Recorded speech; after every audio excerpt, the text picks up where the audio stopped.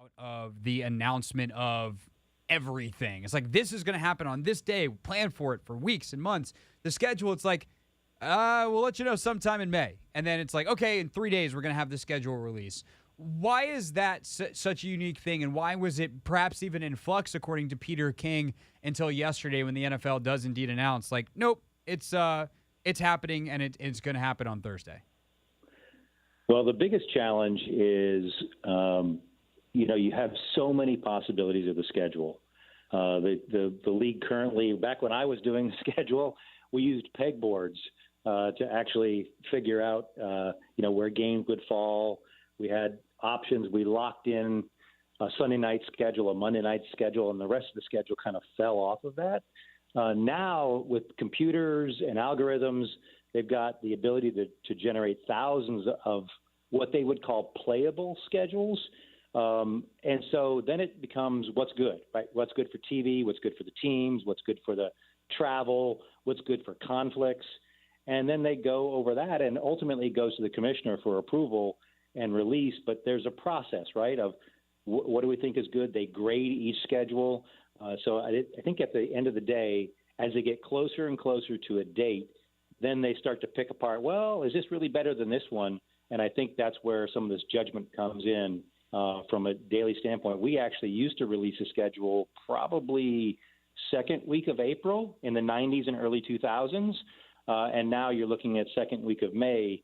And that's largely because of the factors that go into the schedule now for TV, for streaming, and other elements. So that's my best feedback on that question, Craig.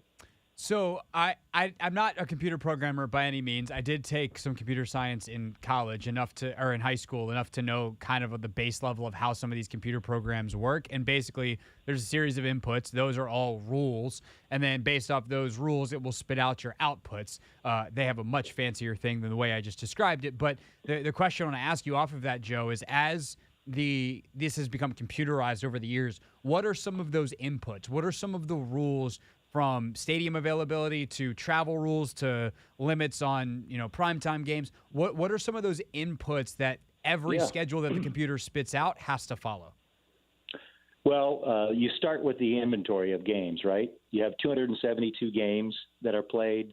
It's based on prior year standings. So you know who each team's 8 home and 8 away games are in the old world. Now there's a 9th game, right? All of the AFC teams are hosting NFC teams in a 17th game. So AFC teams have 9 home games and 8 road games. NFC has 8 home games and 9 road games, and you know that inventory. So that's your starting point. Then you go to, okay, what do I do with divisional games? Do I split them out early to late?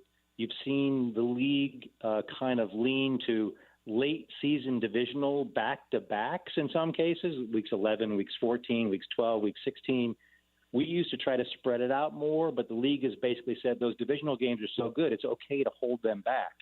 And then you have stadium conflicts, right? The Kansas City Chiefs and the Kansas City Royals share the same parking lot.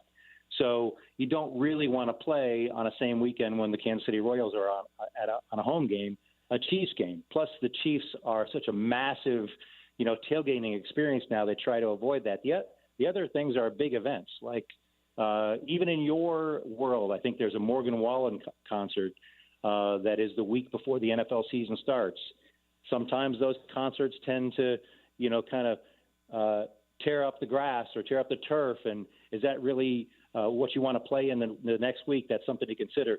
Las Vegas, in the weekend before Thanksgiving, is the F1 race, which is going to take over the town. It's from the 18th through the 20th, I believe, on that Saturday. and there's no racing on Sunday, but do you really want to play an NFL game there? Some would say yes, because you've got massive amount of people there. But think about the road team and their ability to get a hotel when there's a massive event like that. All those are all factors that the league kind of looks at when they're doing the schedule. Joe Ferreira is with us. He is the vice president of sports and events at LTN Global. Now used to work on the NFL schedule, used to work at NBC Sports Washington here locally as well. So, Joe, obviously you spent a lot of time in the media world as well. There's new rules this year that games are not necessarily tied to CBS and Fox based off NFC, AFC affiliation like they used to be. But then I saw a lot of pushback from folks that understood this nuance a little bit more, that there still is a lot of ties. How familiar are you with kind of the new rules and what's changed around the AFC, NFC, Fox, CBS rules? I'm pretty familiar. It is correct. There are no longer ties. The rules used to be that the away team controlled the contract. So if a game occurred on Sunday afternoon and the AFC team was a road game, it would be on the CBS package. If the NFC team was a road game, it'd be on the Fox package. Well, that no longer exists. Now, what you will have is 9 or 10 games on a week that will be a CBS or will be a Fox game. Perhaps there's going to be AFC and NFC leans, as you will, because you don't want to take, for instance, all the Dallas games and put them on one network because of the TV impact there. And there's also the owned and operated market factor, where the New York Fox station, who was getting all these New York Giants games, now do they get all of them? No, they probably don't, but maybe there's a lean to giving more of them to them than the CBS affiliate, owned and operated station in New York. So there are all these little factors that go into that, but the rules are out the window, and the league now has the ability to push those wherever they need to. So one thing from covering the league that I certainly gathered feedback on over the years was the football people don't seem to have a huge say in the schedule. There's so many times where it's like, oh, well, it seems like if they had thought about the football first, perhaps they wouldn't have had this team play Thursday after they played on Sunday night. How much of this is media-driven? How much of this is competitively driven? It's both, and you can argue different ways, but there's a couple things that are in there. The short weeks are what the coaches complain about the most. It changes the infrastructure. It changes how the teams look at it. It changes the travel side. But there was an agreement at the league meeting this year that teams could get up to 2 short weeks, but not more than that. So that was discussed. The competition committee knows about it. The league knows about it. All the teams voted on it. So that's a piece of the puzzle. There's a cap on it. There's also a cap on how many appearances certain teams can make in prime time, or particularly on Sunday Night Football. It used to be that 4 or 5 or 6 teams would get 3 appearances. Now that's capped at 2. So let's assume that that's Dallas and Kansas City, just from a TV standpoint. Now you've got Dallas and Kansas City with 3 appearances, everybody else with 2 or less, which might water down the Sunday night schedule slightly, but it also makes all the other packages plus Sunday afternoon a little bit better, because now you can spread the wealth across all the packages. And you've got Amazon on a Thursday night. You've added a Black Friday game the day after Thanksgiving for Amazon. I'm guaranteeing you that will be a big game. The league will want to make that big because they tend to blow those things out when they introduce them. So I think there's a lot of those factors that go into it. Joe Ferreira, who is, again, the vice president of sports and entertainment at LTN Global, used to work in the league on the schedule. Last thing I'll ask you, Joe, very local question. If I'm the league and I have a new owner in Washington, and I think for the first time in a long time FedEx Field could actually be sold out and full of Washington fans week 1, I would certainly be tempted to put them in prime time, whether it's Sunday night, Monday night. whatever.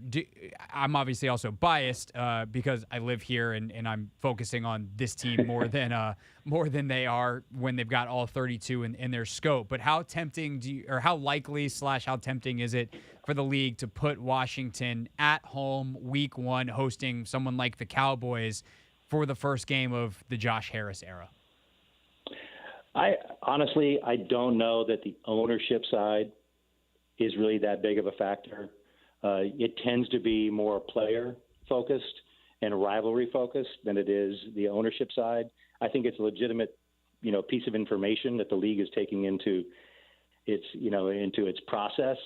But I don't think that would be a driving force, at least for the league. Now, the one comment on Washington, if I look at the schedule, I think that the Commanders are extremely likely to play on Thanksgiving again. Because if you look at the schedule, Dallas hosted the AFC team last year. They'll host an NFC team this year for that Thanksgiving Day game.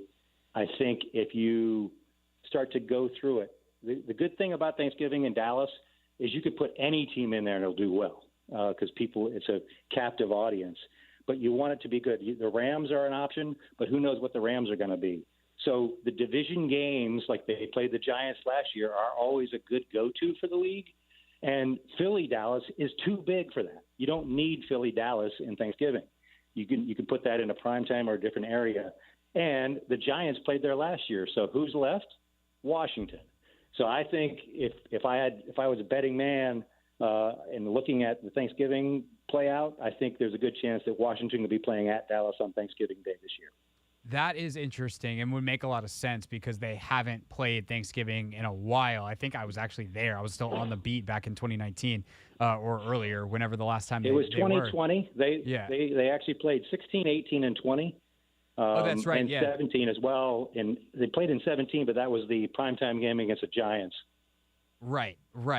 That one I was there for, I guess 2020. I don't remember because what happened in 2020 anyway.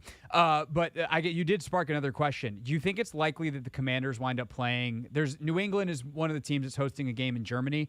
The Commanders are on New England's schedule. They haven't played an international game since 17. Do you think that's likely? It's possible. I don't think. I don't know if what goes into the international side. There, just so people know, there are 5 games this year, 3 in London and 2 in Frankfurt, Germany. They are not playing Mexico City because the stadium's not ready that they played in last year. So there's 5 games. There's rumors about Kansas City hosting, New England hosting, and others. Chicago, Kansas City was mentioned as a game. I honestly think that might be a candidate for the first game of the year. Chicago or Detroit at Kansas City as the kickoff game. I think that's a good possibility. But to answer your question, it's possible. Don't know if it's likely. Gotcha. All right, Joe Ferreira, everybody, Vice President of Sports and Events at LTN Global, working in the media space. Used to be with NBC Sports Washington, was with the NFL for a long time, helped come up with the schedules. By the way, great follow on Twitter. It's at Joe NFL, right, Joe? You got it. All right. It's tiebreaker season already. Yeah, exactly. So if you ever want to know what's going on with the tiebreakers in the league or any of the kind of situational stuff that pops up, Joe is the guy to follow for that. Joe, greatly appreciate your time. Thanks so much, and I hope we have an excuse to have you back on in the future. Sounds good, Craig. Good talking to you. All right, Joe Ferreira, everybody, with us for Not My Beat today here on the Team 980. Quick reaction to that as we look ahead to the schedule release Thursday next here on the Hoffman Show.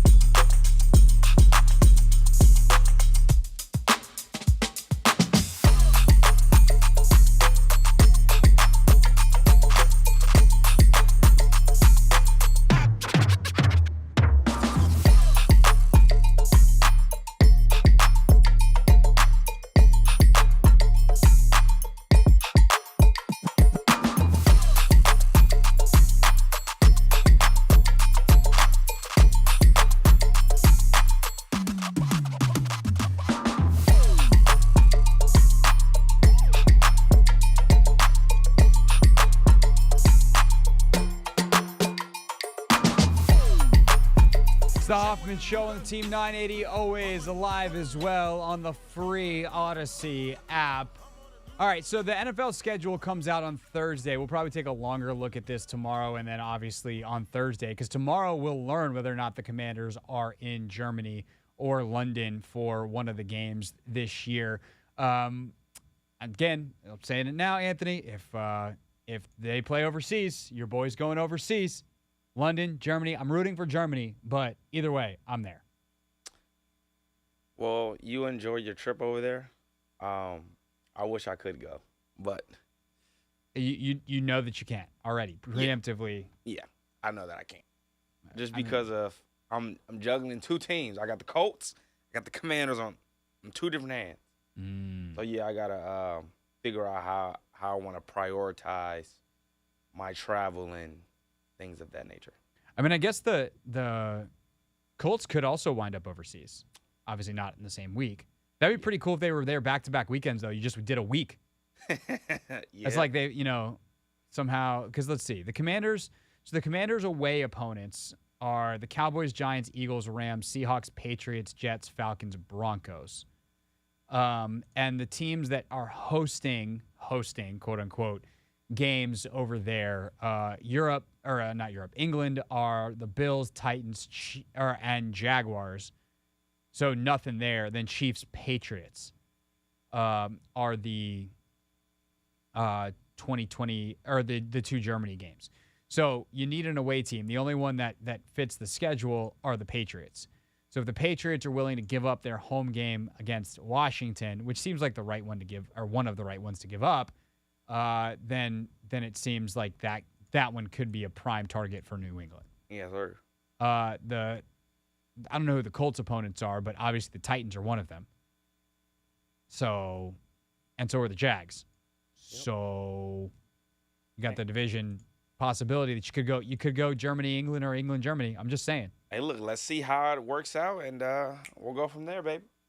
So the Commanders' opponents in total, you got the Cowboys, Giants, Eagles, obviously twice, Cardinals, Niners, Bills, Dolphins, Bears, and then Rams, Seahawks, Patriots, Jets, Falcons, Broncos.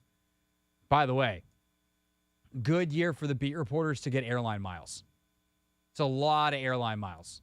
Rams, by the way, they get to go to SoFi. That would be a fun one. That's going to be high when we do our road trip draft. Oh, yeah, that's going to be high up. That's going to be high up. Seahawks, that's a good one. Patriots, Jets. Going to face at the Jets sucks because you already have to go to MetLife once. Now you got to go twice. Yeah. Falcons is awesome because that stadium's fantastic. Honestly, I might go to that one just to go to the stadium again. And then the Broncos. That'll be fun. So I don't even know what the Broncos stadium looks like, to be honest. I'm having a tough time. Denver's just a cool city. Okay. I would just be like, yeah, sign me up. I'm ready to go to Denver. So here's my question, Ant. Who do you want early in the season? Who do you want late in the season? Like last year, we all went, thank God they got Jacksonville week 1. To me, the teams that are like that this year, San Francisco, because I don't want them to have their quarterback situation figured out yet. And there's a chance by week 1. I'm also, by the way, I think one of the most potential underrated stories in the entire league this year is that Sam Darnold might go to San Francisco and be awesome. Oof. He might. He might be Sam Darnold that he's been. But he looked so much better at the end of last year in Carolina, and now he's playing for Kyle freaking Shanahan. And if Kyle can figure out how to unlock his talent, like Sam Darnold from a pure talent, like arm strength, mobility, all that stuff standpoint, might be the best quarterback. He's certainly the highest drafted that Kyle's coach. I'm trying to go through my brain right now. But I guess Matt Ryan. Ryan won MVP with Kyle. But then Robert? Yeah. He's done a lot of not talented guys, quote unquote, not talented, who had a very specific set of skills that Kyle could maximize. Brock Purdy's, processing skills are really high level, which is why he's, even though he's the last pick in the draft, is able to overcome the arm strength and all that kind of stuff. But he's coming off Tommy John surgery. So is he going to be ready? If not, Trey Lance. Still a lot of questions about his health and his ability. But then Sam Darnold. I feel better facing them early in the season before they get that all figured out. That's one of the teams I'd like to face early. I like to see the Jets early. I don't think Aaron Rodgers and his receivers are going to be all the way up to, their chemistry isn't going to be all the way there.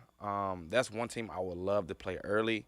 A team that I would love to play later in the season is the Miami Dolphins. Agreed. I think Mike McDaniels, all the weapons that he acquired again this season, I think he's gonna surprise some teams, just like he did to start the season last year, where they put up just a plethora amount of points. So I think the Dolphins later on in the season. I want them in a whenever the rainiest weekend of the year is. Get that speed on some slop. Do not face them when it's beautiful out in September, October. Yeah. That's a formula for disaster. I want Arizona kind of I don't know. I think I want Arizona early when they don't have a quarterback, but I'm also like, I don't know, if Kyler comes back and isn't is kind of not good, that could be good. Arizona just flat out doesn't scare me. I think they're on full steam ahead for #1 overall pick next year, potentially, whether it's their pick or Houston's. The Bears is an interesting one too. Like, is Fields all of a sudden going to be awesome from go, or is he going to take a few games to get it straightened out? Also, because he runs, he has gotten banged up a little bit. Like, do you want later in the season and hope that he's banged up? That's an interesting one. I would probably also want the Falcons maybe earlier in the season, just because they're super young. Yeah, but later on in the season, I mean, we already know what they want to do. They want to run the ball. Right. And I feel like later on in the season, teams are already beaten down. Yeah. So I would rather see them earlier in the season. And that feels like a beatable team too. Yeah, can you get a little momentum? Can you get yourself a couple games over 500? Like, that would be nice. Yep. Any of the division opponents you want to see early versus late? I don't want to see the Eagles early. Yeah, I kind of feel like I want to see the Eagles late and just hope that some of their dudes are banged up. Like, yeah. not as on a human level, but like on a strategic level. I mean, of all the teams, I would probably be most interested in seeing. I would like to see Dallas early. I kind of want to see Dallas early. I think they could be a mess this year, man. Yeah. Like, they've got big everything falls apart potential. Yep. So Tony Pollard's not there, Zeke's not there, and they're only going to go as far as their running attack takes them. And if you leave the game in the hands of Dak, I just don't think he can necessarily get it done. Tony Pollard probably will miss the beginning of the season. Yeah. So I would like to see Dallas early, and then maybe Giants, but definitely Eagles last. Yeah. Although, God, if you have to beat them to get in the playoffs. But then again, maybe they'll have a spot clinched, and, that's happened before too. So We'll see.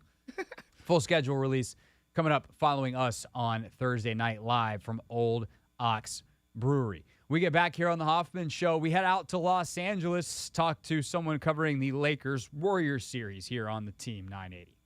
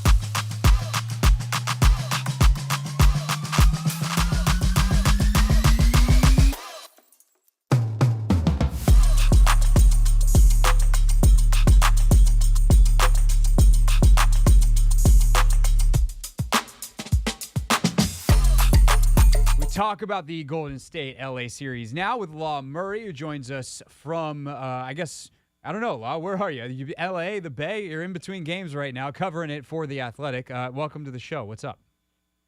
Hey, I'm in LA. Our guy Jovan Buha, he's covering the Lakers. He's covered the Lakers all season. He's headed to the Bay. Anthony Slander covers the Warriors for us. I actually cover the Clippers, but I got to cover the games over the weekend. So, I'm ready to cover the NBA wherever. You know what I mean? Yeah, no doubt. And you were on Lonnie Walker duty last night. I was reading a little bit of your piece before we had you on, and I love the framing of it. Right, the Lakers have had so many different guys step up, and in that way, it feels random and unsustainable. But however, the Lakers always been able to find over the course of this playoffs the right guy to get them to the point that they're on the brink of the Western Conference Finals. I think when you have a team that, after the trades that they made several trades this past winter, you're left with guys who played a big role, and then because you're trying to see other guys, they're kind of asked to sacrifice. They're asked to stay ready, in a sense.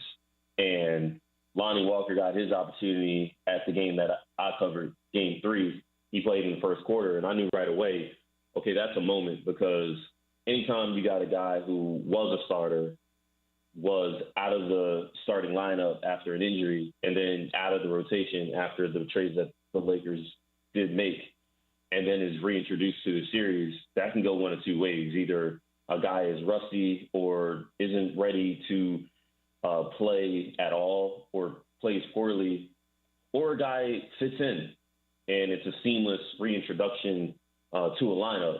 And it was certainly the latter in Game 3, but Game 3 was a blowout. Like, who cares, about one guy in a sense when a game is that lopsided. But when I went to practice on Sunday, I saw Lonnie wasn't in the stay ready group, which suggested that he was going to maintain his role going into the next game. And I knew Game 4 was going to be closer than Game 3 was. I mean, Game 2 and Game 3 of the series were both blowouts. Each team won a blowout on their home floor. Game 4 was going to be an inflection point in the series where it's like the Warriors, they were humiliated. They're going to be better. And the Lakers are going to have to prepare for a team to be better. Like, that's a hard adjustment to make when you've won by so much and then you got to come back and do it again. Lonnie, the way he played, it wasn't a surprise to me. Like, I just feel like certain guys, they're going to be ready and they're going to play their game. Whether the shot goes in or not is one thing, but they're going to have a consistent approach. So if you're the Lakers, that's why you build the team that you have. Some guys aren't going to play. Like, every night, someone's not going to play that is good enough to play. And it's just a matter of making sure that the guys who do play are in a position to perform well. And Lonnie did that for them in Game 4. It's one thing to have that approach, Law, though, and it's another to be like, I'm going to go one-on-one in the fourth quarter when I'm not really an isolation player, when LeBron James and Anthony Davis are on my team. Where does that confidence come from for him? And also, where does that acceptance come from? Is that a LeBron-led thing? Is that a Darvin Ham-led thing? Is that an AD thing?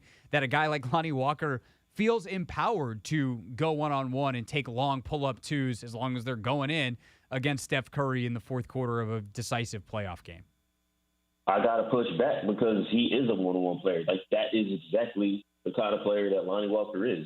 Like, Lonnie Walker was a scorer coming out of Miami. Like, the San Antonio Spurs had to develop the other parts of Lonnie's game, but the thing the Spurs knew when they got Lonnie in the draft back in 2018 was that Lonnie was comfortable with the ball in his hands and putting the ball in the basket. That's the one thing that you weren't worried about with Lonnie. It was everything else with Lonnie Walker. Is he going to defend? Is he going to make the right play? Is he going to have his shot be consistent? Is he going to do the little things? And that's honestly what I saw in Game 3. I saw Lonnie Walker doing the little things. He made one shot in the first half of Game 3. But that was a stretch where the Lakers had a turnaround where they were down 11 at one point in that second quarter to up 11 by that halftime, and they never looked back. Same thing in Game 4. The Lakers were down by 12 late in the third quarter. Lonnie Walker, forget making a shot. He hadn't taken a shot the first three quarters of Game 4 Monday night. And so him being put in a position, like the first shot that he took was a catch and shoot three coming off a small pick and roll, a pass from LeBron James late in the shot clock. You got to shoot that shot. You gotta shoot in rhythm. You have to play that kind of game. And then he makes that shot, and Lonnie's confident. The team is confident in him. He's on the floor. That says everything about what Darvin Ham thinks of him. It's like, you're playing. Like, in the NBA now, you get benched if you don't shoot. You get benched if you don't. Like, the right play is to shoot the ball and be decisive and be confident and be aggressive and be who you are. So Darvin Ham wasn't worrying about Lonnie Walker, like, taking the wrong shots or anything like that. And Lonnie, it's like, you want to attack Steph Curry. If you're going up against the Golden State Warriors defense, you ain't trying to attack Andrew Wiggins and Draymond Green. You're trying to get that matchup with Steph Curry. And so Lonnie just was, the player that he's always been. It's just the difference is it's game 4 of the semifinals instead of some random game in December. Yeah, no doubt. It was the most points in a quarter for him, or second most in his entire career. So the efficiency, of course, different. But like you said, like that is his game, and the confidence is there. Law Murray with us talking Lonnie Walker and more here on the Hoffman Show on the Team 980. So the game obviously comes down to the final 26 seconds. Curry misses 2 shots and has one of the weirdest plays where he falls down on his back and just throws the ball out of bounds. Draymond's got a bad turnover. As that's all unfolding last night, what's the feeling in the building to see those mistakes in person when they, in some ways, feel very un-Warrior-like, but also feel very Warrior-like, a team that is a bona fide championship dynasty, but also has a tendency to make incredibly immature mistakes?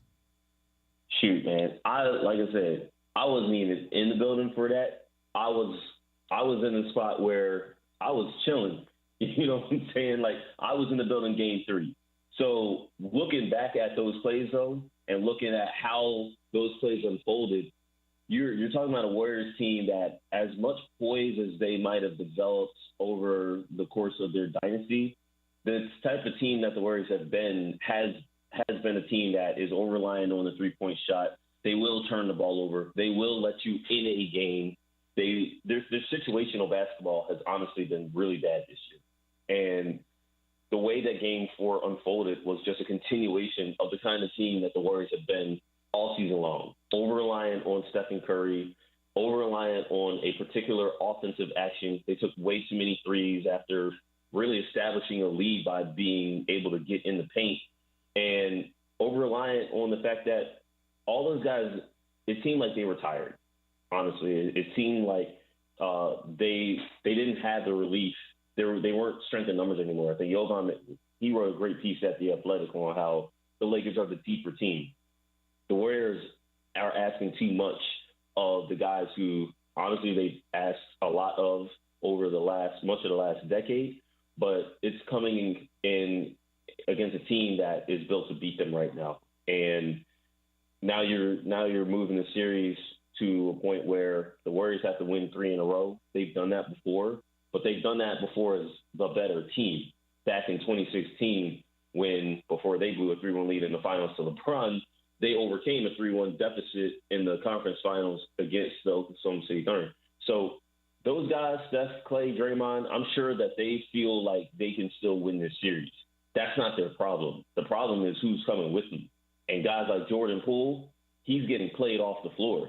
Guys like Andrew Wiggins, Mans wasn't with the team for 2 months of the season. Where are those guys at in this level of adversity? I feel like the veterans, even the head coach, Steve Kerr, they feel like they know what they got in those guys. But now you got to figure out who else is with them. And that's going to be what determines this series. Yeah, I was going to ask, does Kerr have another chess move? He obviously pulls JaMychal Green out. That lineup works great in Game 2. Green's been pretty bad since. It feels like the end of the Jordan Poole experiment, at least for this season, came last night. Doesn't play at all in the fourth quarter. Kuminga hasn't played at all. He could obviously shift around the DiVincenzo minutes. What does Steve Kerr have left, knowing he can't just blow it all out? He can't play Curry 48 minutes in Game 5 because then there's Game 6 and 7 if it goes your way. What moves does Kerr possibly have left? I think that he needs to actually continue to start Gary Payton in second. I think that was a good move. And I think maybe Kerr got a little spooked at how well the Lakers started that fourth quarter. Gary leaves the game, doesn't come back. But Gary Payton, that adjustment did work. And I think that's a good move to go back home and keep Gary in the starting lineup. What you are going to look at doing is finding a way to get Looney back on the floor more. Kevon has played well against the Lakers in this series, and separating Kevon Looney and Draymond Green made sense, and you're continuing to do that with Payton and Green starting together. But Kevon is a player who puts pressure on the Lakers' defensive rebounding. That's been a battle that the Warriors have won consistently all series long. And Kevon gives you a smart defender and another player to run your offense through, someone who can be an outlet and finish in the paint at the rim. They need a little more of that balance. Maybe they can try some more Looney and Green minutes. I think if Kevon and Draymond played a little bit more to end that third quarter, for instance, or to even start the fourth quarter, then maybe they would have been able to defend a little bit better. Those are open questions. I do also think Jordan Poole, even though he got canceled basically in Game 4, he's going home. And it only takes one game. Like Jordan Poole hit 6 threes in Game 1 of this series. He's still a useful player. He's still a player that should be able to help you. I don't think you should be in the business of eliminating guys from the rotation. You need to find guys to get their confidence back. And that's all it is. It can take one game. If the Warriors were to win Game 5, then they're coming back to Los Angeles with momentum, and they've always won a road game in a series with Stephen Curry. If they can't do it, or if they don't even get the opportunity, it would be the first time ever that Stephen Curry was in the playoff series and didn't win a road game. It can take just one game. And that's why I say the series isn't over just because it's 3-1. You win at home, you force a Game 6. If you win that Game 6, it's a winner-take-all Game 7, and it's up in the Bay. So if you're Steve Kerr, I would say continue to start Gary Payton, find more opportunities for Kevon Looney, and make sure somehow, some way, Jordan Poole can find a way to get his groove back. Because, it's just your season on the line. No big deal, right? Right. Just your season on the line, and you have that terrible question of, like, do I try to get him his confidence back, or do I just is it a sunk cost? And I think they're probably at a point offensively where they need Poole. So they need him. Yeah, there's no one else. Yeah, exactly. Law Murray's with us, who's the Clippers beat reporter for The Athletic, but also covering the playoffs for The Athletic at large. Wrote a great piece on Lonnie Walker's breakout game and how some of the other Lakers have supported LeBron James and Anthony Davis en route to this 3-1 series lead. But, Law, I'd be remiss if I let you go without asking you to put your day job, so to speak, hat back on. What the hell are the Clippers going to do this offseason? I realize that is a large question of which you probably have written many columns, will write more, and could do an hour, 2 or 3 of radio on. But in short, like, what's the plan with Paul George, with Kawhi Leonard? I know he's got a massive player option. And how do the Clippers try to stay competitive moving forward with all the uncertainty around those two guys' availability seemingly year in and year out? Yeah, I mean, the fact that those guys weren't able to play in the elimination game for another year, Kawhi, it's been 3 years in a row, he was not able to physically be on the floor for the game that ended the Clippers season. Paul George back-to-back years because he got COVID the year before. And that's the unfortunate part.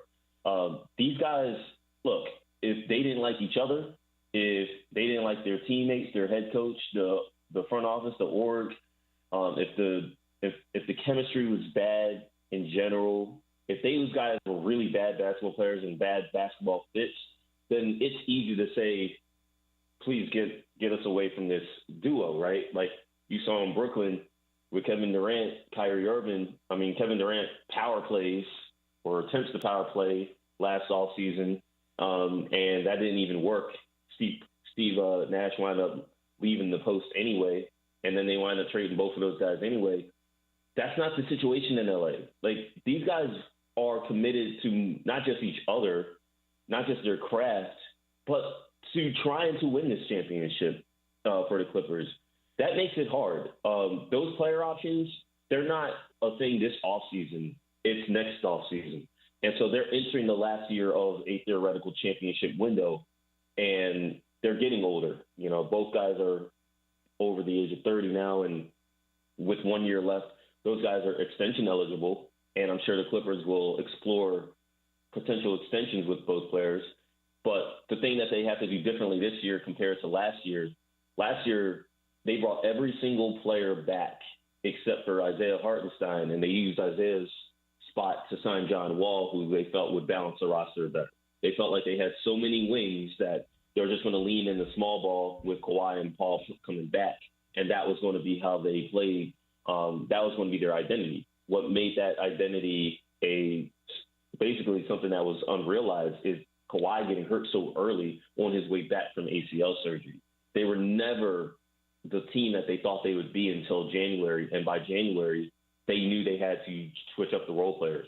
The one position that they did not address either last offseason or during the trades that they made during the year is power forward.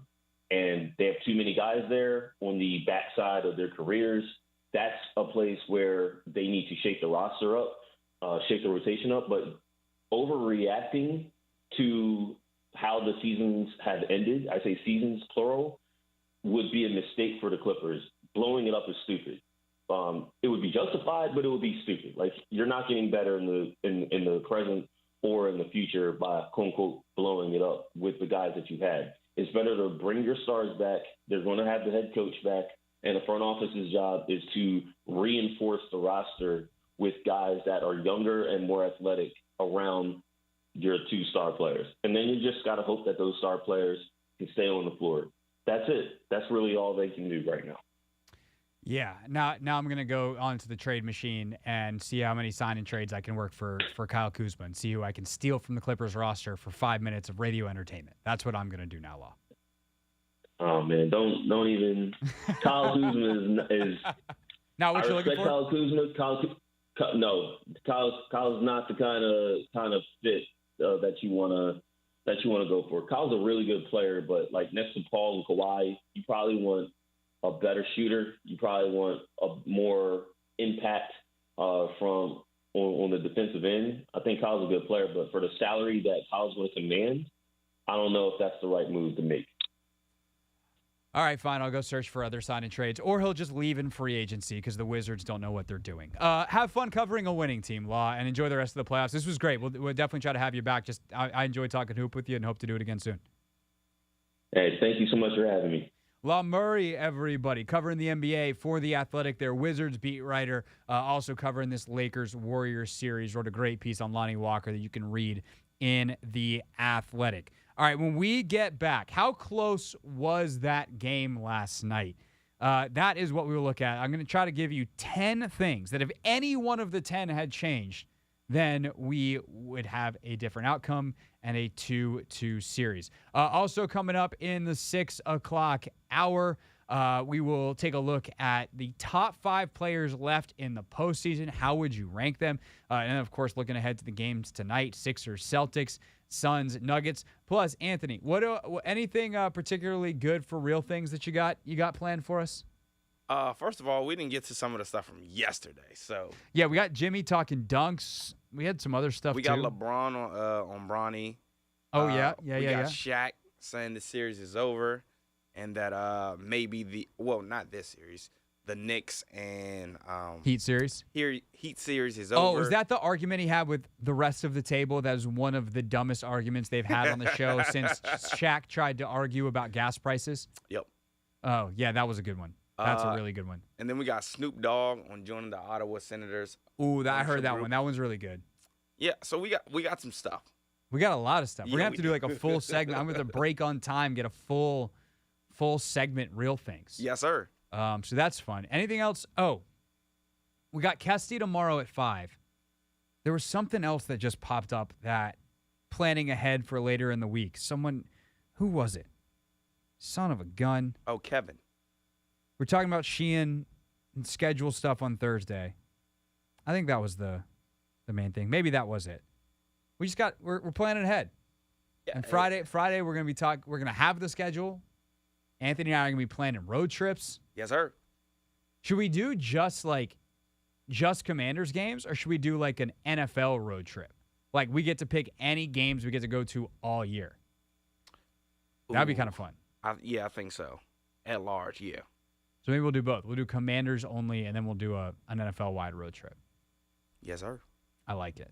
I like it. All right, so that's still to come all this week on The Hoffman Show. Streaming live every day, youtube.com/@theteam980. Of course, also streaming live audio on the free Odyssey app. Make sure you download it. You can catch all your favorite shows from Team 980, 106.7 The Fan, all our stations nationwide, CBS Sports Radio as well. That's on the Odyssey app. And, of course, we're just fine here on your radio, too, if that is where you are listening. Talking about Warriors-Lakers next here on The Hoffman Show.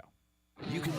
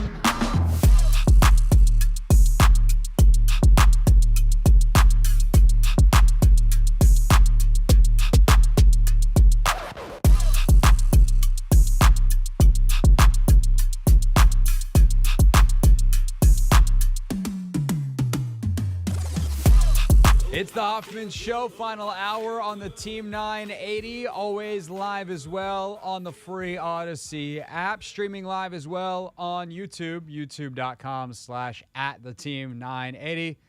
Hello, Internet people. Anthony, wave hi to the YouTubers. Oh, Anthony gave you a close-up today. You lucky dogs watching on the Internet. All right, so here's what I got to start this final hour.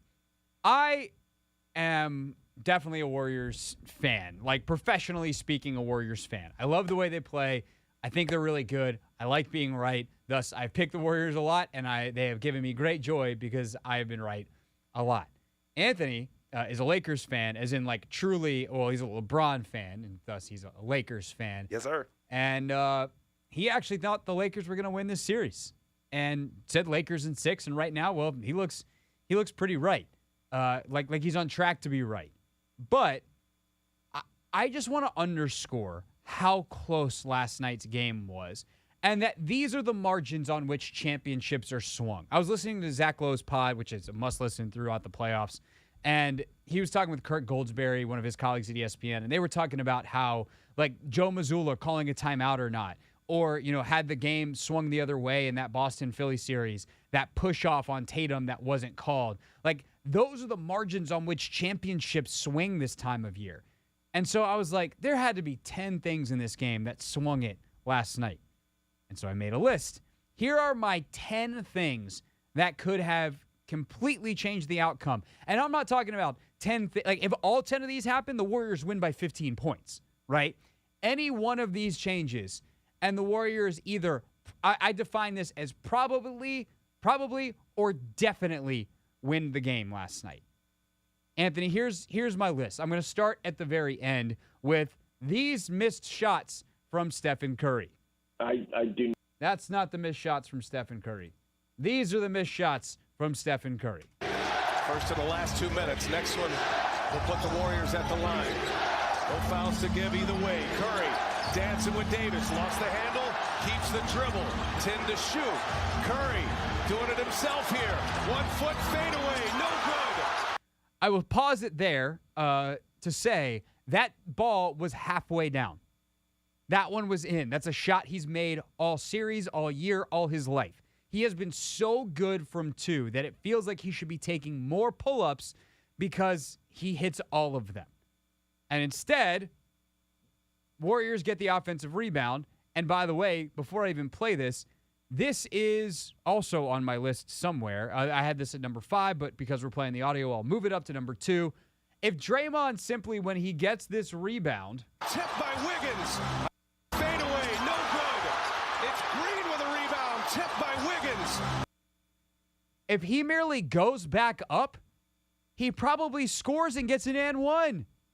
Dennis Schroeder's standing there in I'm going to foul you position. That's who Draymond got the rebound over. He's 3 feet away from the basket. Draymond Green, you're down 1. Why did you throw the ball back 30 feet from the basket to Steph Curry? It's the only time I'll ever criticize you for passing to Stephen Curry. Anthony, am I wrong? Nah, you're not wrong because Schroeder is crouched down. Like, Draymond is standing up here and Schroeder's down here. Like, easy converted layup. All he's got to do is put the ball high, lean into Schroeder, bank it off glass. It's a basket and 1. You're up 2 if he hits the free throw, and then you got to play defense. So that's definitely in the probably win the game, not definitely win the game category. But Draymond, why did you not go back up? Instead, another chance for Golden State. Curry, a long 3. No. Walker with the rebound. bad shot. Didn't like it. I know you were trolling people on Twitter, Anthony, because you were like, hey, if you're going to get mad at Jordan Poole, then what do you say about Steph Curry? To which most people correctly replied, hey, bro, it's Stephen Curry. Yep, pretty much. It's not a horrendous shot only because it's Stephen Curry. But it's not a good shot. It's contested. It's 29 feet away. There's plenty of time on the clock. You're only down 1. Why? Why do the Warriors' brains melt in these situations? Continuing the play-by-play. By the way, Brian Anderson, fantastic calls on TNT. Gotta foul him. They do. Oh, my goodness. Curry launched a deep 3. He missed it, and now the Lakers will go to the line. All right, is there any more? Is the timeout play in there, too? Or is that, it just goes through the... Oh, I didn't do the timeout play. Okay, that's fine. I was just wondering, because there's more in this bite, and it seems like they're going to replay. And Yeah, it was more... They were just breaking down and analyzing the 2 missed shots. Instead, we'll do it. So that covers a couple of things on my list. If Curry hits the 2-point attempt that rims out with 26 seconds to go, down 1, if Draymond doesn't pass the ball out to Curry and simply goes up over Schroeder, that's 2. Okay? If Steph Curry doesn't have a total brain fart, to me, this is the most definitive one. Because if they call timeout and get a good shot and they hit I guess at that point they're down 3, then we see it goes to overtime. But the one that definitively makes them lose because they have no more chances is Steph Curry off this jump ball situation, which AD somehow gets himself in and then loses the jump ball. Curry gets it and falls down. And what do you, Anthony, you've been playing basketball for 20-something years. I've played basketball for 30 years at this point. What happens if you're in an actual game with referees and you fall down? What's the first thing you always do? I'm calling timeout like this. Right.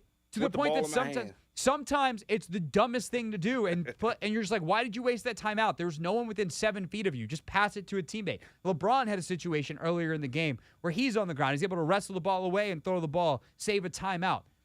They had a timeout. Why, Stephen?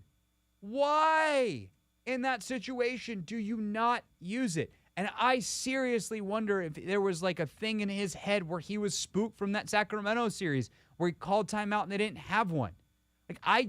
There is no plausible explanation why he didn't call timeout there. I think it's also a situation where, like, before they even jump ball, the Warriors, Steve Kerr, everybody should have been communicating, yo, we have a timeout. We get the ball here. Right. If we win the jump ball, just Exactly. call timeout. Exactly. Don't try to get a shot up. Don't do anything. Secure the ball, call timeout. It's mind-numbing that that's not the case there. That's a great point, Anthony. So that was, I guess, number 3. Number 4, if LeBron isn't a genius to scout out that hammer action, which is what the action was to try to get the baseline drive and then pass from Draymond to Clay in the corner, and somehow, Anthony, that play always works, and LeBron's just like, nope. And that's a Lakers thing, not a Warriors thing, but like, again, that's the margins on which championships shift, and LeBron shifted the margin of the championship. So there was audio earlier today about Darvin Ham explaining how the hammer action was, I guess, how it was ever brought to life, and it's ironically named after Darvin Ham. Like, George Karl named it after him. Oh. So, which is crazy. I'm going to try to get the audio for real thing. Yeah, that's awesome. I didn't know that. Yeah. That's very cool. Yeah. Well, Ham didn't get hammered. Draymond, though, number 5, did predetermine the pass. You have to read the play as it happens. You can't, yes, you are looking for Clay in the corner. But once you realize, like, they've got that covered, you've got to half spin back out and, like, basically post up, kick the ball back out. Like, there's a lot of different things you can do in that situation. Jumping and then hoping that the pass is somehow going to get there is not one of them. That is brutal from Draymond Green. So that's my first 5. Curry, the brain fart on the ground. LeBron being a genius. Draymond, bad pass and getting caught in the air. Curry hitting a shot at the 2-point attempt with 26 seconds to go that he always hit that went halfway down. And then if Draymond just goes up when he gets the rebound off of that shot, there's 5 things from the final 26 seconds that any one of them dramatically shifts the game in the Warriors' direction. And then there's these things, kind of the personnel things, the shot-making things. If Lonnie Walker doesn't go 6 of 9 for 15 points on all kinds of questionable shots, I know Law Murray was just with us and he said, like, that's who Lonnie Walker is. Sure, you can be an isolation player. Off the dribble, helter-skelter, long pull-up twos that are well defended aren't good shots for anyone. Those are not ideal. Lonnie Walker scored a ton of points on them. That's not who he is. Going 6 of 9 in a quarter is not who Lonnie Walker is. Maybe it's who he can be every once in a while. He picked a hell of a night to be that. And for reference, just to prove my point, there's only one time in his whole NBA life that he's scored more points in a quarter. It was versus Houston in 2019 with the Spurs. He had a 19-point quarter. Other than that, his other career high was 14. He had 15 in the fourth quarter last night in a game where he took 0 shot attempts in the first 3 quarters. If that doesn't happen, yeah, the Warriors win that game, probably going away. Number 7, if Jordan Poole did anything, and we probably need to have a more serious discussion about Poole. He was so good last year in the playoffs and helped them win a championship, and that's basically why he got paid. They just said, like, we can't let this guy go. We're going to have to sign him to real money. But there is a serious mental disconnect with him right now in this team, and in his body language and how he's communicating with teammates. Just, it's very visible on television to the point that I'm actually a little uncomfortable criticizing him. Like it's one thing to say, like, hey, they need to get more production, but that's kind of as far as I want to go, because I'm scared that we're going to learn, like, in a month or a couple months that, you know, the start of next season, a story comes out and it's like, here's the thing that was Jordan Poole was going through during the playoffs that nobody knew about, that explains why he is so far off the player that he was. Maybe it is remnants from the preseason altercation. Maybe it's just what happens to young players, and we've been spoiled by the fact that he's been so good, and now they rely on him, and he just is not playing well under the pressure, and he's a late first-round pick, and this is actually closer to who he is, a guy who's going to be wildly up and down and didn't deserve, like, shouldn't have been a max guy, but timed his up right and got it. There's a long list of players who have been that way in the league.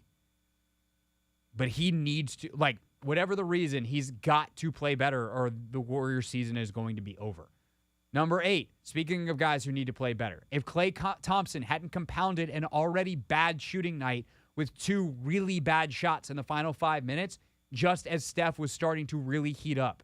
It's one of the things that drives me bananas with the Warriors and has driven Warriors fans, observers, and NBA analysts trying to make sense of them nuts for this entire run. Sometimes they just get bored. And Anthony, I don't get why you don't stick with things that are successful. It's one of the things, by the way, that makes LeBron great. If LeBron finds something he likes, he will run it for 48 minutes. And the Warriors found stuff that they like, this Curry pick and roll where Anthony Davis is being brought up into the action, and they just got away from it. It's like, oh, well, let's move Curry off the ball, and let's try to get to Klay some shots. Why? Klay's not having a good night. Doesn't mean he can't stand in the corner and hit a monster 3 with like 3 minutes to go or whatever it was. I think it was like a minute and a half to go. He hit a monster 3. But, like, let him be that guy. Trying to get him shots and putting him in situations where it's like if Klay has the ball, Klay's going to shoot. That's who Klay is. I don't want Klay to ever be told to not be that guy. But it is on the responsibility of the coaching staff and of Draymond and Curry as the guys who kind of decide who shoots to make sure that in certain situations, Klay's not getting the ball. Yeah, it almost seems as though they tried to use Steph as a decoy or something. I wasn't sure what they were doing on that last possession. But the 2 shots that Klay had took prior to that, terrible shots, especially one from the right wing where there's 5 seconds on the clock and he's coming around a screen. Right. He just pulls it. Like, I couldn't really understand it. But, Steve Kerr, I think he wanted to be critical of those shots that Klay Thompson took. But at the same token, he is a shooter. And, there's only 2 people on the planet that you're going to give that green light to, Klay and Steph. But you still got to, question why he took those shots, heavily contested, that late in the game. You got to get quality shots. Yes. It's the name of the game down the stretch. And the Lakers, I won't even say they got enough of them. Yeah. And then Lonnie Walker, it also is a make and miss league. Like, Lonnie Walker made shots, Klay Thompson didn't. That's the difference in the game. And speaking of a make or miss league, actually one more before that. Just another random one from earlier in the game. In a 1-possession game, seems like getting 2 extra possessions at some point would have mattered. Dante DiVincenzo hustling, trying to get offensive rebounds or trying to get rebounds. I think they actually might have been both on the defensive end. Knocks rebounds away from teammates. It's just bad luck. But, that's the margins that this game flipped on last night. There's 2 plays where DiVincenzo winds up accidentally contesting a rebound for his teammate. He's trying to do the right thing. Like last night, Steph Curry was their leading rebounder. He and Wiggins were tied for 10. They needed to gang rebound because they weren't playing Kevon Looney as much, and they were playing small. It was Draymond's job to box out Anthony Davis, and it's on Curry and DiVincenzo and Klay and Wiggins to come down and rebound. You actually have to go get the ball while someone is making sure that Anthony Davis doesn't. And so DiVincenzo is literally doing his job and winds up knocking the ball out of teammates' hands. And those 2 possessions could have had the Warriors up. Instead, they give him back to the Lakers. I don't remember what exactly happens on those possessions. But, those are the margins in the playoffs in these games where games are decided and changed. And then just very simply, Anthony, let's say nothing else changes in the entire game except for the Lakers miss 2 free throws. So instead of going 18 for 18 from the line, they go 16 of 18, and the Warriors make 1 more free throw. Well, now your game is tied. The Warriors went 9 of 12 from the line. The Lakers went 18 of 18. Sometimes that's the margin of the game. And the point here is is kind of twofold. One, that's how tight it was. Any of those things change, perhaps this game's in overtime, perhaps the Lakers still win it, perhaps the Warriors win it in regulation. Chances are for a lot of those, 1 thing changes, game's in overtime. 2 changes, Warriors probably win it. 3 to 10 things change, Warriors win that thing going away. But also, it just goes to show this series is not over. Because if I had to bet on Lonnie Walker having another 15-point quarter or Klay Thompson having another 30-point game, I'm going to bet on Klay. The problem for the Warriors is they got to do it 3 times in a row, and that is something I don't know if they can do because this Lakers team is good. And let's not lose that either. as we talk about, the Warriors are creating a lot of their own problems, it's also because they have to play at such a precise level because the Lakers have been, since the trade deadline and in these playoffs, the best defensive team in the league. And that is impressive. I think one thing we're also forgetting to mention is the Warriors aren't that good on the road. They haven't been good on the road all season long. Like prior to them coming into this series, they had won 11 road games. So, I think the Lakers just know how important it is to, defend home court. Again, every series that they go into, they're going to be on the road regardless. So, right now they're 5-0 in the playoffs at home. So, I think if it does go 6, whoever wins Game 6 is winning this series. Granted, I think it's going to be the Lakers in 6, but if the Warriors get a road win, it's safe to say they might go on and win Game 7 as well. No doubt. Like, that becomes a huge pressure game for the Lakers because if, guys like Jordan Poole, probably going to play better at home. Can that crowd lift him up? Can they break him out of his funk? Andrew Wiggins probably going to be better at home. Clay more comfortable at home. Like, the problem is the only reliable guy right now for them is Curry. And he can keep you close, but he needs some help. It can't just be this.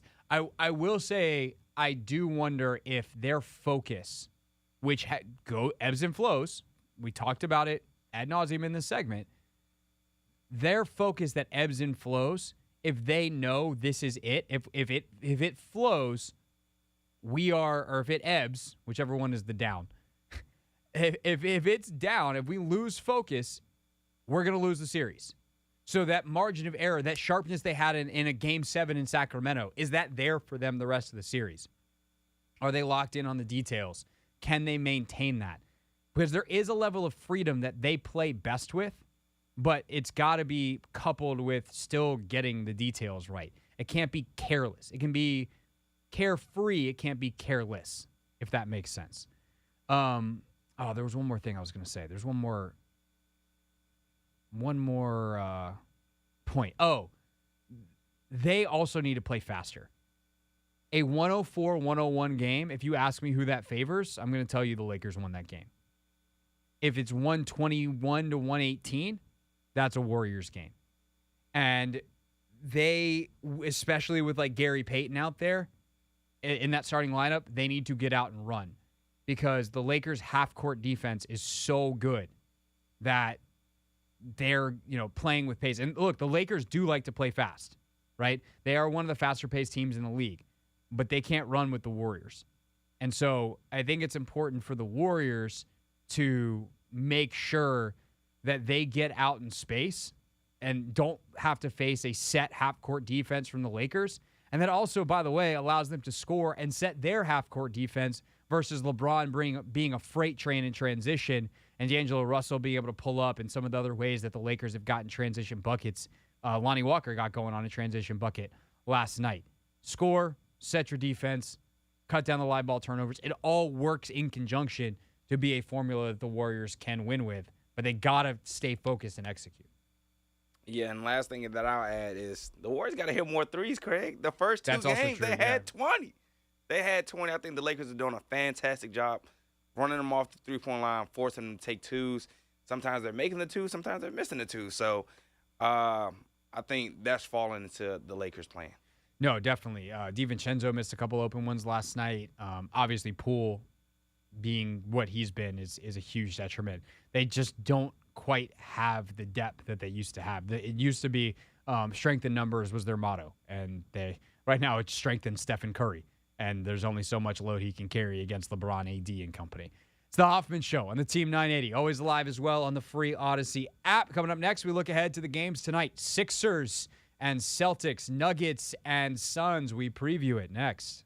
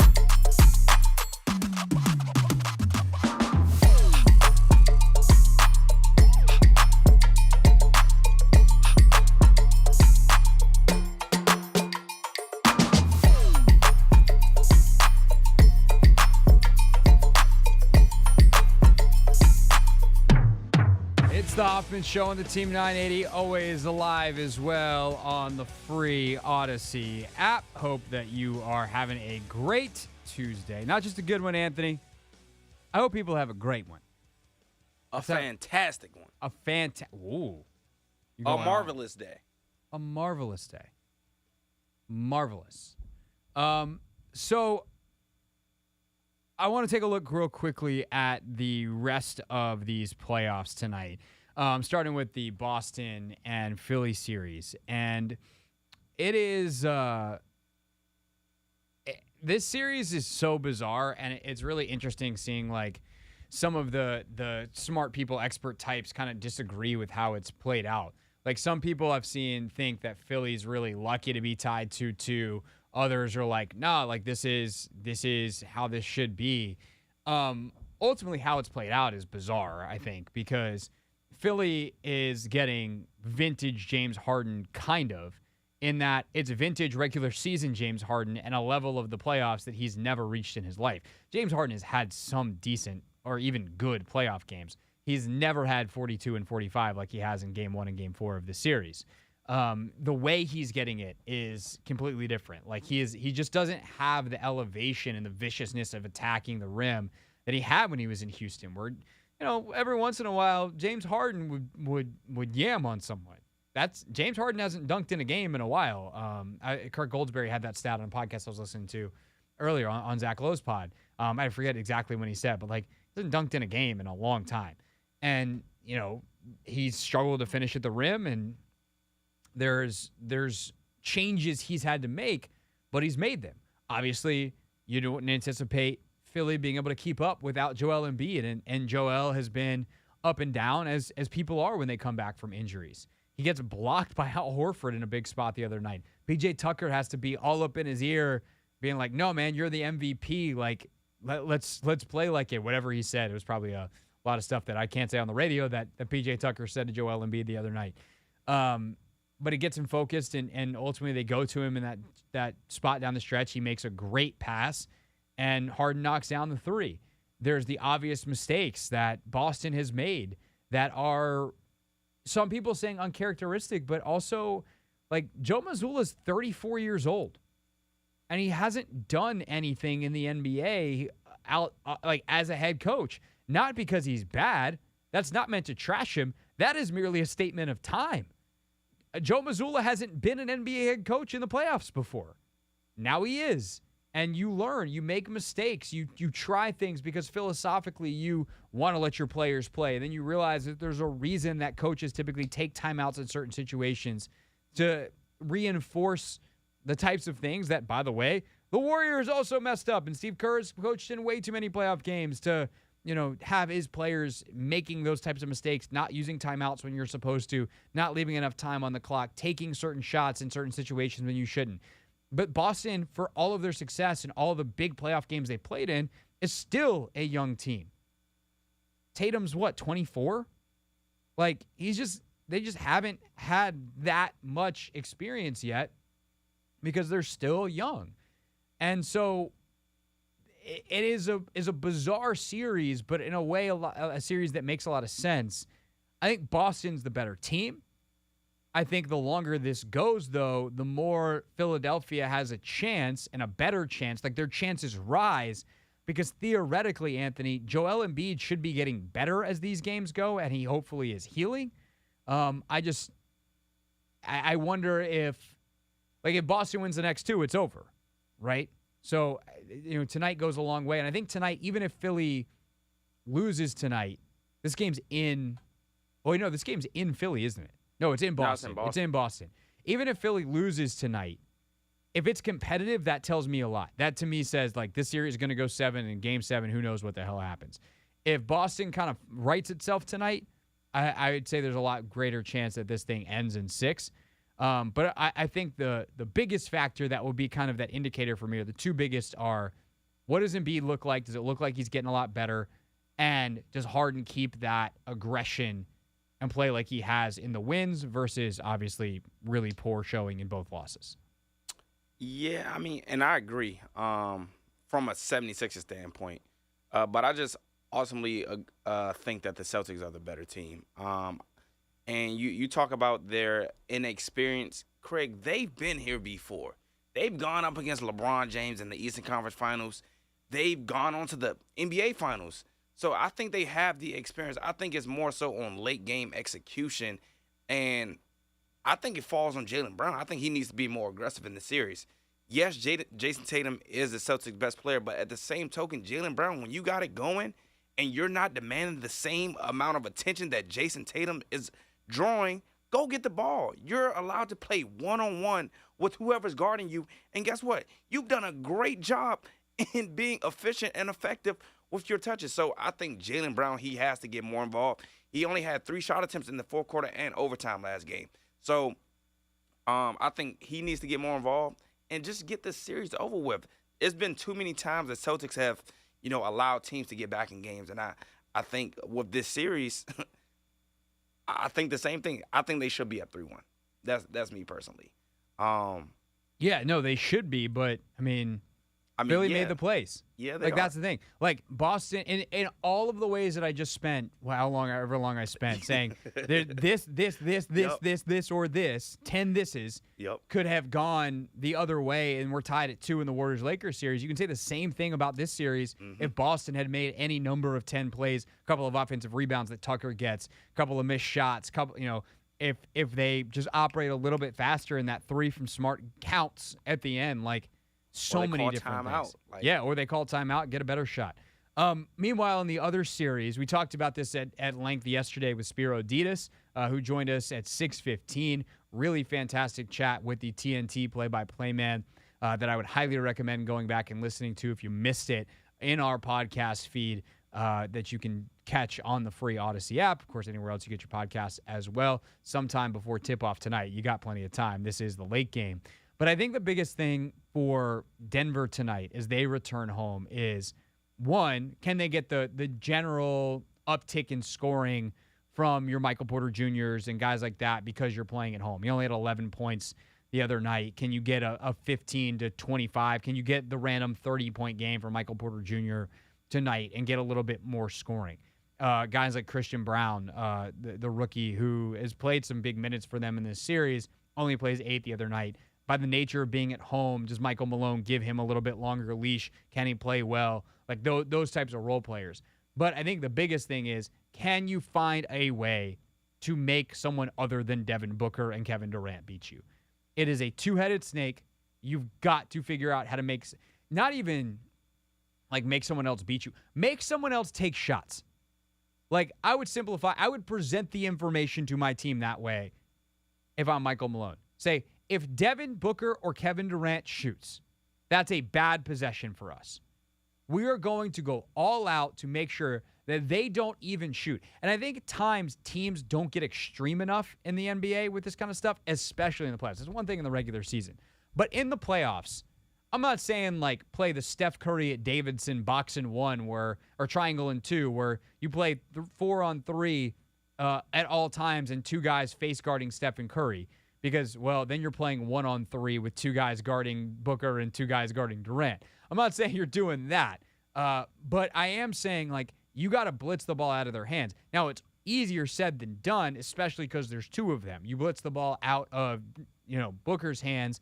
Can he get the ball quickly to Durant? And then Durant's got an advantageous situation where he can make a play. But you've got to figure out how to make them, at the very least, take extremely tough shots, and they're going to just know they're going to hit some and not get discouraged. But hopefully, in key situations, force the ball with well-timed double teams, well-timed blitzes, that the ball is moving and rotating at the right time in the shot clock so that someone else has to shoot it. There's not enough time to cycle it back around. You have to be smart and intelligent with that. They have the brain power to do it. Do they have the actual defensive players? That's where I just don't think they have a good solution to guard Booker. KCP's as good as they got. I don't know if he's going to be good enough. Yeah. Which, by the way, no disrespect to KCP. He's a real good defender. But Booker's on another planet right now. You got Bruce Brown as well. They've tried throwing multiple bodies at D-Book. He's just playing in a different world. He's playing chess, and everybody else is playing checkers. I feel as though the Suns, this is a big game. They go into Denver, riding the wave and momentum that they have right now. I think they can ultimately steal one. I think DeAndre Ayton, though, him and Jock Landale, I think they're the other, I guess, X factor for this series. Make Jokic work. Run the floor. DeAndre Ayton is almost, splitting his minutes now because he's not. Landale's been incredible. Exactly. Ayton's not giving much. So he was I think, a plus 16 in Game 4. Ayton was a minus 13. Exactly. So that's what I'm saying. So, like, when he's out there, he just needs to do more with his minutes. I think Kevin Durant, he has to keep balling how he's been playing, and Devin Booker as well. So I'm pulling for the Suns in this. I think they can go in here, still Game 5. They get back home. You got to defend home court. But yeah, them choosing to go offensively instead of defensively with a mindset, I think it's oftenly shifted this series. Yeah, I mean, that's going to be the thing. Like, Okogie's probably not going to play. Like, nope. Ayton is the most defensive-minded guy that's going to play for Phoenix. So can the Nuggets go out? Like, if I'm the Nuggets, I'm going to be like, we're going to try to score 140 tonight. Got to. Push that pace, baby. Like, okay, let's say Durant and Booker get 70. Let's say they get 80. Where's your other 60 to 70 going to come from? Because we're going to go try to score 140 tonight, and we don't think you can keep up. That's what I would do. Nuggets did lose 129-124 in Game 4. We'll see what kind of pace they get tonight. That's the late game on TNT. All right, we got a bunch of stuff for real things. We'll hit it as soon as we get back here on The Hoffman Show. You can take the Team 980 with you anytime, anywhere with the Odyssey.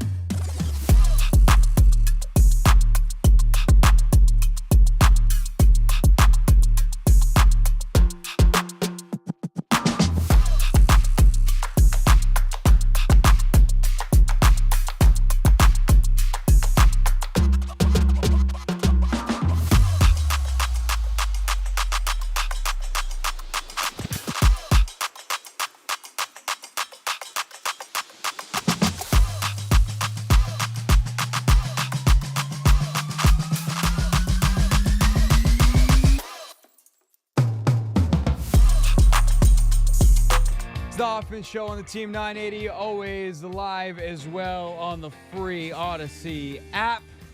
Time to wrap up the show as we do each and every day. Real things real people said into real microphones. Real things. We're not going to suck this year. Real people. 5-11, not very good. Said into real microphones. You know, the culture is actually damn good. Let's start off with a series that we haven't talked about yet with the Heat and the Knicks. Jimmy Butler has continued to just be awesome. And I guess, Anthony, the setup for this is that he, like, on a dead ball situation, like, threw down a sick dunk the other night when he hasn't really dunked the ball very often this season. And so someone asked him, like, hey, Jimmy, are you still athletic? What was that all about? All the talk about your ankle heading into this game, and then you pull out after the whistle, double clutch, first dunk. Just where'd that one come from? I don't know. That's for everybody that think I'm not athletic. I just choose not to dunk the basketball like that. It just take too much energy. But I shall get back to my two-handed flushes. He does love a simple two-handed, simple flush. He had one yesterday. He did. He did. He had a couple monster blocks too. That's where he puts forth his effort. I think it was JJ Redick talked about that too, or he's just like, yeah, I got to the point. Like people will always say like, oh, JJ can't even dunk, and it's like, no, I could. It just hurt. I wish I had that luxury. Yeah, I wish I had that problem. Like I could dunk, I can't. It's never been in the cards for me. As for the Lakers series, Shaq says it's over. And that's when things went. Actually, no, sorry. This was about the Miami series. Shaq says it's over, and that's where when things went horribly wrong. This series is over. So you wouldn't, yeah. So this is over because Miami, they may win another game, but if they go back to Miami, bring one set of close because it's going to be bad. They only playing one game. Huh? They only play one game. They don't play. Hide your fat face. I said if they win, I'm talking about the Knicks. If the Knicks win, and they get back, They only play one game. They only need to bring one. Because only one game left. They go back to New York. No, but then they go home. So I'm saying. No, listen. I'm saying. No, you don't just say. You just So this is why I hate talking to you. Bring 1 second because your ass staying there. So bring a short second. Why would you stay there? Because your season over. What you gonna go back? Got to go back home. No, you're not gonna go back home. And let me finish. No. Okay, let's go ahead and finish. We want to hear it. Bring 1 set and stay your ass in Miami because your season over. I mean, that's not a bad plan. Stay at the beach. Sit next to the beach in Kenny. See, now he got to throw me in there. He joined you on long, now he won't throw me in there. No, because you over there laughing. I got you laughing. If he was right this time, Oh, boy. I can't laugh. Sometimes I wonder if Shaq's actually mad, and if I was Ernie and Shaq was actually mad, I'd be terrified. Yeah. That's a big man. I don't want him Yeah. mad at me. Ernie's not that short though. No, but not. he's not Shaq. Yeah, he's not. Who is? As for the other series, Lonnie Walker on his game 4.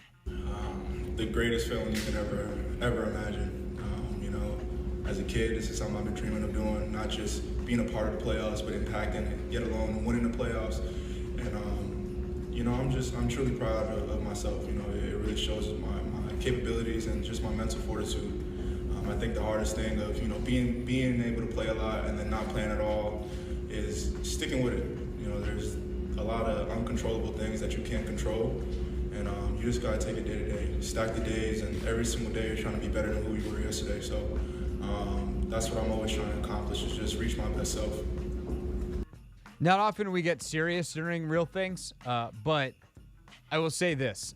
If you are a parent of an athlete or you are a younger athlete, someone coming up, you're driving home from practice right now, listening in, and you want to know how to be great, you want to genuinely know, and honestly, forget athletics. It's athletics at any job that you want. What Lonnie Walker just said is the best advice you can ever get.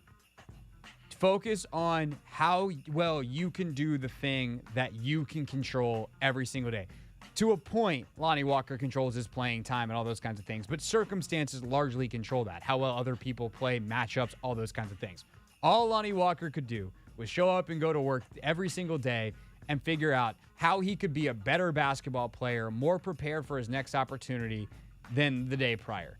And if you focus on internal improvement every single day, you will get better and you will mess around and find out just how good you can be. And from there, you're still at the mercy of circumstances. Lonnie Walker could practice every day for the rest of his life. He will never be as good as LeBron James. That's fine. Neither has anyone else in the history of the planet. LeBron is gifted with certain things that allow him to figure out, or him to be better. That's okay. But Lonnie Walker is a proof point that you just try to figure out how good you can be, and then when you get your opportunity, you apply the skills. So good for Lonnie Walker. I'm glad that we played that. I love hearing that. It almost makes me feel better about the Warriors losing last night. Almost, Anthony. Almost. Let's see. What else we got? By the way, late in that game, hammer action. It's basically a baseline or a drive to one side with a screen set in the opposite corner that theoretically should free up a pass along the baseline into the corner for a corner three. LeBron James saw it coming. Unfortunately for the Warriors, Draymond Green threw the ball to nowhere in particular. The jump ball that somehow landed with Stephen Curry, and then he, for some reason, didn't call timeout and threw the ball to nowhere. That action apparently started with Darvin Ham, the Lakers coach. Here's Darvin after the game. Listen to the origins of this play. George drew it up and baseline and even said, you got to jump out of bounds, jump out of bounds. I had big hands, I could palm the ball, so jumping out of bounds gave me more time. I was athletic, so I had a pretty good hang time. My name's Ham. The Hammers play names after you? It's named after you? I'm like, yeah, I'm Ham, Hammer, like, you don't get it, but I'm humbled by it. So what do the Warriors run? They run the play. I did not know that either. I knew Hammer, but I did not know it was after Darvin Ham. But Darvin Ham's familiar with this play. So you get the ball in, and you basically set a back flare screen to the corner. And it can cause confusion. But if you know the play, now there's multiple different variations. There's free throw line, or you can do it from the block. You can do it off the drive. But it was like they knew the play was coming, and it was like there was no outlet for Draymond. Richard Jefferson breaking down an NBA today. But in the middle there, Darvin Ham. That's actually really cool. Jumping out of bounds, you have those big, giant mitts. It gives you a little more time. The problem was when Draymond jumped, there was nowhere to go. You got to be able to see that coming. Yikes. Not ideal. Last but not least, Snoop Dogg is trying to buy a hockey team. Why? The best reasons. I've been watching hockey for about 25 years now, and I'm watching more and more, kids that look like me play the game. But I'm not seeing it being offered to the kids over here in America. I know how big it is in Canada. And I've been, down with the NHL for a long time, going to games, announcing games, being a part of the society.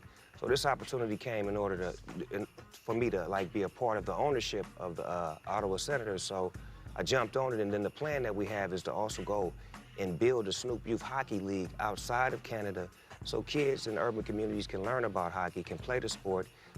That's great stuff from Snoop. I genuinely hope he wins the bid just because of that. We'll see you tomorrow on the Hoffman Show. Team 980, BetMGM Tonight is next.